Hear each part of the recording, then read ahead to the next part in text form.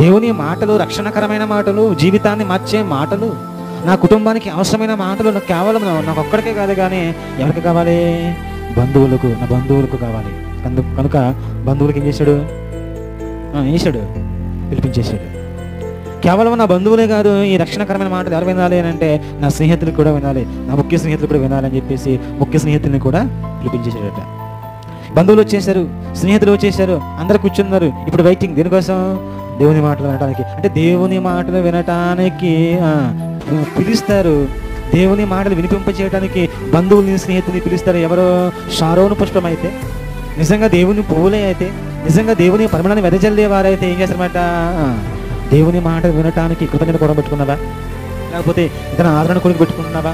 లేకపోతే ఏదైనా గృహ కొడుకు పెట్టుకుంటున్నావా? ఏ సువార్త కొడుకు పెట్టుకుంటున్నావా? లేకపోతే సంఘంలో ఏమైనా సువార్త సభలు ఏమైనా జరుగుతూ ఉన్నావా? అయితే ఏం చేయాలి?